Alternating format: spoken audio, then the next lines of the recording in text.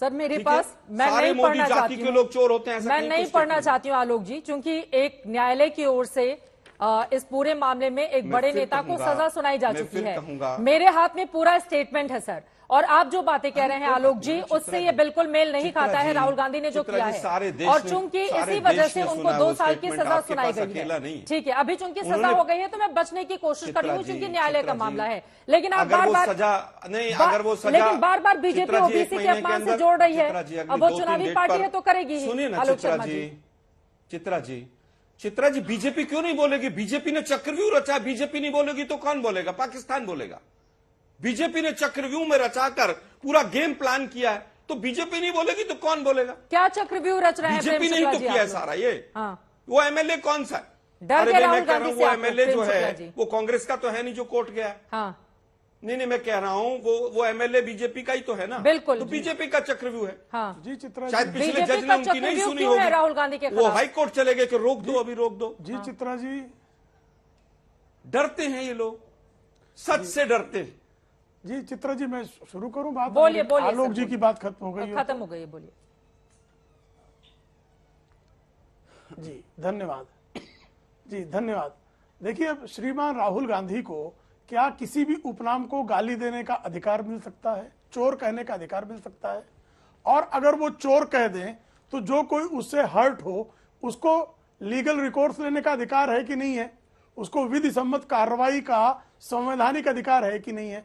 और जब उसने संवैधानिक अधिकार का प्रयोग करके मजिस्ट्रेट कोर्ट में शिकायत की, मजिस्ट्रेट को उसकी सुनवाई करने का अधिकार है कि नहीं है?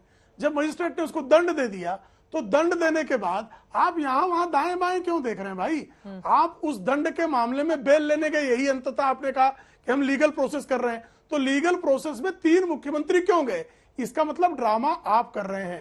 कांग्रेस ड्रामा करती है कि नेशनल हेराल्ड में पूछताछ हो तो ड्रामा, आपसे ईडी बुलाए तो ड्रामा, सीबीआई बुलाए तो ड्रामा, कोर्ट दंड दे तो ड्रामा।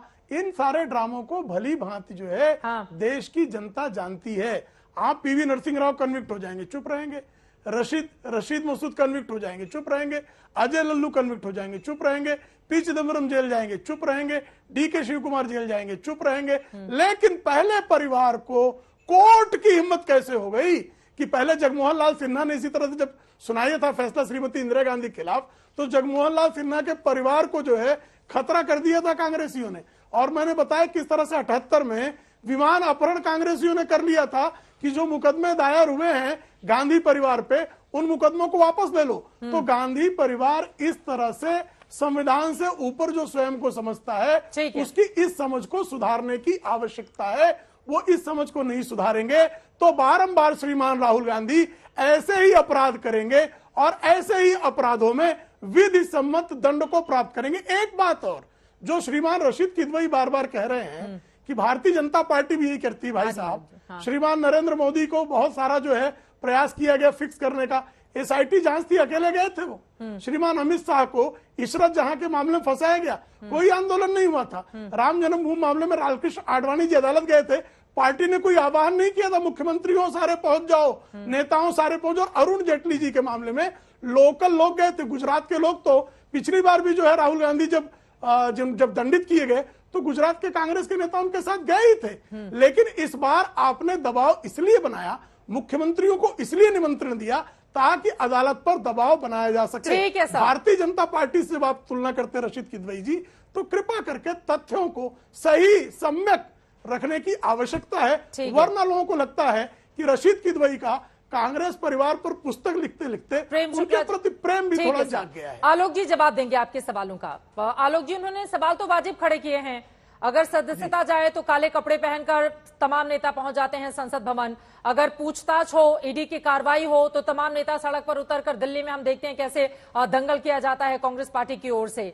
और अब सूरत में 3 मुख्यमंत्री अपने राज्य का सब कुछ कामधाम छोड़कर, तो प्रथम परिवार को बचाने की ही तो पूरी लड़ाई है ना आलोक शर्मा जी, जो आरोप लगा रहे हैं प्रेम शुक्ला जी। देखिए, मुझे लगता है मुख्यमंत्री से ही ले लेते हैं। एमएलए खरीदे गए महाराष्ट्र के अंदर, महीनों से ज्यादा वहां पर ना मुख्यमंत्री रहे ना कोई और रहा, और 50 खोखे और सब कुछ ओके के नारे लगते रहे। तब किसी टीवी चैनल ने एक शो नहीं किया कि महाराष्ट्र में सरकार क्यों नहीं है। खैर, आपका विशेषाधिकार है, आप कर सकते हैं। एक दिन जाना मुख्यमंत्री का, सब कुछ काम धाम छूट गया लगता है आप लोगों को। खैर वापस आते हैं। मैं केवल ये कहना चाहता हूं कि तमाम जितने भी ये आज तक के ईडी और सीबीआई के केस हैं, ये सारे के सारे विपक्ष पर क्यों? काले कपड़े की बात करते हैं आप। तमाम बीजेपी के लीडर्स ने काले कपड़े पहन पहन के और प्रदर्शन किए हैं। तो क्या वो काला जादू कर रहे थे? हमने तो कभी नहीं कहा कि काला जादू कर रहे हैं। इन्होंने 2G पर 2.5 महीने तक संसद नहीं चलने दी। पूरे देश का हजारों करोड़ रुपया खर्च हुआ और उसके बाद सबको बरी कर दिया। क्या देश से माफी मांगेंगे मोदी जी? किसी मोदी को हमने कोई गाली नहीं दी, किसी ओबीसी को कोई गाली नहीं दी।